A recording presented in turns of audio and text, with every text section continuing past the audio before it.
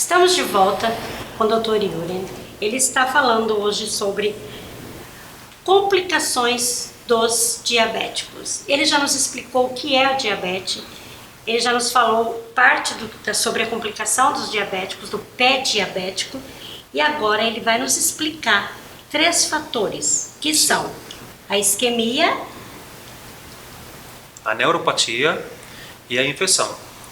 Esses 3 fatores são os fatores que estão presentes na patogenia, digamos assim, na aparição dessas úlceras no pé diabético. Então vamos começar pela isquemia. O que é isquemia? Isquemia não é mais do que a falta de sangue nos pés desse paciente. A falta de perfusão sanguínea, de sangue oxigenada. Assim como existe a isquemia cerebral, isso, assim como existe a isquemia cerebral, assim como existe infarto, né, agudo do miocárdio, também existe isquemia crônica nos membros inferiores, principalmente nos pés, que é a parte mais distal do corpo. Então é ali que acontece essa isquemia. Então, por conta dessa isquemia, mantida essa isquemia crônica, acontece a morte celular. E com isso, a morte de tecido, que esse tecido é os tecidos dos pés, as partes moles e também da parte óssea. Então a isquemia. E se tem a morte, vai necrosar. Vai necrosar, sim, exatamente. Então essa isquemia vai necrosar esse tecido porque ela vai se manter por um longo período de tempo, né? O paciente tem dificuldade, essas artérias de mediano e pequeno calibre que estão na parte dos pés, elas vão estar, geralmente, aterosclerose, o primeiro fator, né, que leva o paciente a ter essa isquemia, né? A aterosclerose não é mais do que o depósito de gordura dentro da artéria, né, que produz uma obstrução dessa artéria, e o sangue não chega ali no final, né, que é o destino final dela, que é os tecidos dos pés, e acontece essa isquemia. A questão da neuropatia também está presente nos diabéticos, né? A neuropatia não é mais do que a perda daquela bainha de mielina que cobre os nervos periféricos. Essa bainha, ela tem a função de transmitir o impulso nervoso, né? O impulso da parte sensorial, né? Dos nervos periféricos para o cérebro. Para explicar melhor essa parte, por exemplo, quando uma pessoa fura o pé, ou leva uma agulhada no pé, ou tem algum estímulo no pé, o normal é esse paciente retirar o pé. É a reação normal. No paciente diabético, por ter esse grau tão alto de neuropatia periférica, ele não vai sentir. Ele não vai sentir, ele vai ter uma anestesia ali. Ele vai estar anestesiado no pé, então aí que acontece os transtornos neuropáticos no diabético, né? Então, resumindo, a neuropatia é aquela bainha de mielina que cobre o nervo, ela se destrói, ela não se produz mais, ela não. É como se ela morresse. Isso, o nervo ele diminui aquela bainha e não tem como transmitir essa parte sensorial para o cérebro.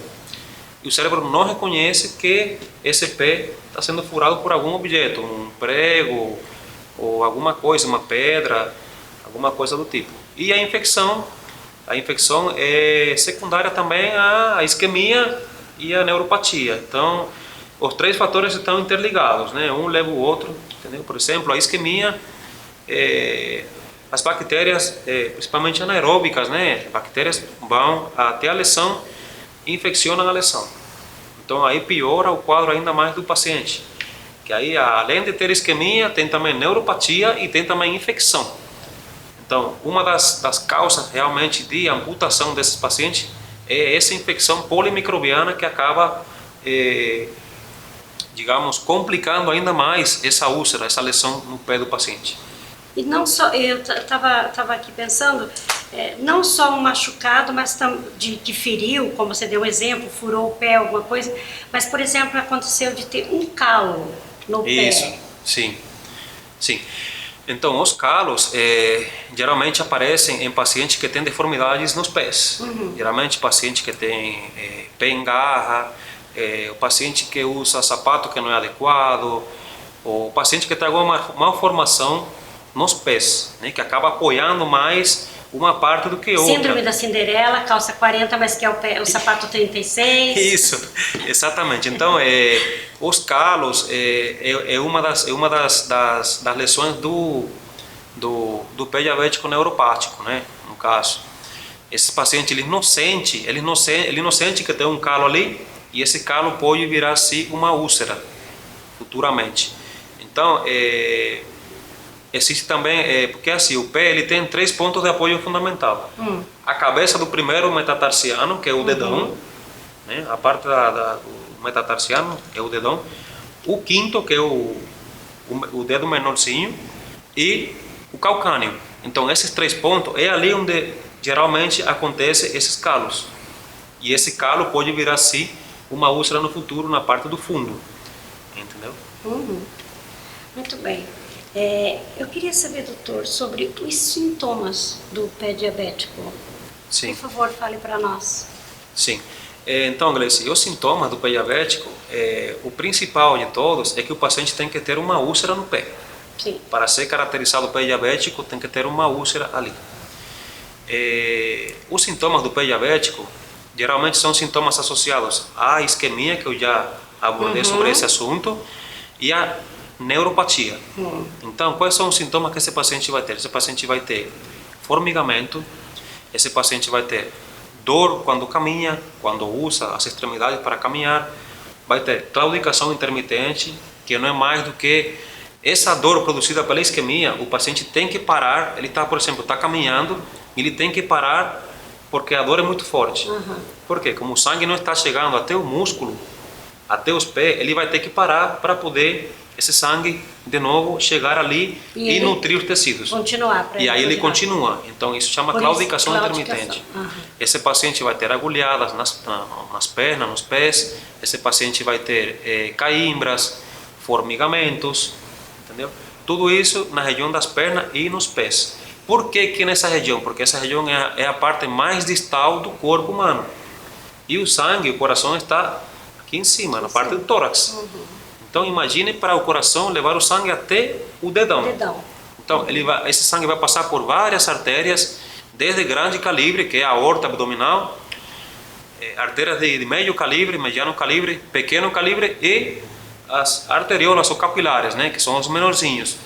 Então, para o sangue conseguir passar por toda essa rede de vasos sanguíneos, precisa que esses vasos estejam permeáveis, estejam pérmeos, né?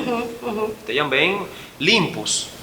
Então acontece isso com o diabético, né? Por conta da aterosclerose, que é a acumulação de gordura nas artérias, né? Doutor, às vezes a gente vê pessoas que não se preocupam tanto com o pé e às vezes nem sabem que são diabéticas. E, por exemplo, eu acho que muito perigoso quando vai na pedicure, por exemplo. Sim. E corta, e sangra, e inflama. E como é que é isso para o diabético? Então, é assim, o diabético, uma das coisas principais é o corte das unhas. É um conselho que eu sempre passo para os pacientes, né? E agora para vocês, os nossos telespectadores, o corte das unhas é fundamental. Esse corte das unhas tem que ser feito por uma pessoa capacitada, uma pessoa treinada para fazer aquilo. De preferência um podólogo. Então. De preferência um podólogo, que são as pessoas que estudaram para aquilo, para fazer esse procedimento. Por que eu falo isso? Porque manicure, pedicure, não é, a questão desses profissionais é uma questão mais de estética, de beleza. Mas na questão unha, isso.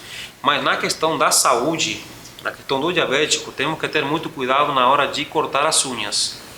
O próprio paciente jamais pode cortar a unha, porque os pacientes diabéticos, eles também, a maioria tem retinopatia diabética, que deixa o paciente com a acuidade visual diminuída. Então ele vai cortar o dedão também ali, vai ter uma escoriação também, vai cortar aquela parte lateral da unha e vai acontecer uma unha encravada. Então, o jeito certo seria esse paciente ir no podólogo e o podólogo fazer o corte das unhas. para evitar que unha encravada, que é o que mais acontece, e uma unha encravada pode evoluir e pode ocasionar amputação do pé desse paciente, porque a bactéria entra ali e ela vai infeccionar aquele pé daquele paciente, começa pelo dedão, mas ela vai aumentando, o paciente não percebe porque tem polineuropatia, porque tem isquemia associada, e esse paciente vai, se não for tratado rápido, vai perder esse pé. E consequentemente vai perdendo. Vai, sim, porque vai aumentando. Essa infecção, se não for controlada, se for bactérias muito agressivas, elas vão subindo, né, através da perna, e provavelmente vai ter que fazer uma segunda amputação, uma terceira amputação.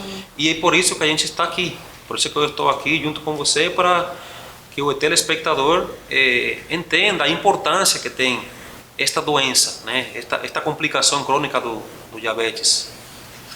Doutor, como é feito o diagnóstico? Então, o diagnóstico do pé diabético é feito através do exame clínico, principalmente. Porque, como eu disse anteriormente, é uma úlcera que está localizada em qualquer região do pé do paciente diabético. Então, esse paciente, o diagnóstico vai ser clínico. Por exemplo, fazendo um parênteses, uma pessoa que não sabe que ela é diabética, digamos que ela não faz exames periódicos de rotina, ela não sabe, de repente ela tem um ferimento, ou até no caso de unha, alguma coisa assim, cutícula que cortou, e não sara. Ela tem que desconfiar disso? Sim. Ela tem que correr para diagnosticar o que é? Sim, exatamente. Um dos sintomas do diabetes também é ferimentos que não saram, né, que demoram para cicatrizar. Aí também temos que pensar no diabetes. Por quê? Porque esses pacientes têm imunidade baixa, né? Normalmente têm imunidade baixa, e esses pacientes, esse nível mantido de glicemia alterada vai trazer como consequência essa epitelização dessa lesão vai ser mais lenta. Às vezes nem fecha mais, ela não fecha, ela vai se infeccionar secundariamente. Então tem um conjunto de fatores ali que propicia que essa lesão não feche. Então aí temos que pensar que esse paciente tem diabetes sim. Aí temos que fazer os exames, né? Por exemplo, a curva glicêmica, a hemoglobina glicada e outros exames que são indicados para esse paciente. Fale sobre a curva glicêmica para as pessoas que não sabem Sim. o que é. Como é que é esse exame? Sim. A curva glicêmica é um exame que é indicado para o paciente não diabético, né? Porque o paciente diabético não pode fazer. É um exame que é feito em jejum, né? É colhido uma amostra em jejum no laboratório, jejum de 10 a 12 horas. E aí o que mais importância tem para o médico é a questão de fazer a coleta em jejum e 120 minutos após a ingestão de destrosol, que é uma substância doce, né? Tipo parecido com glicose. Aí depois dessa primeira coleta... Parece um xarope. Né? Isso. Depois dessa primeira coleta, esse paciente ele toma essa substância e 2 horas após é feita uma nova coleta. Aí, dependendo da cifra que estiver naquele exame, é diagnosticado diabetes ou não. Às vezes temos que repetir o exame, às vezes com um exame só já está diagnosticado. Nós vamos para os nossos patrocinadores e voltamos já para concluir esse assunto super, super interessante. Não saia daí.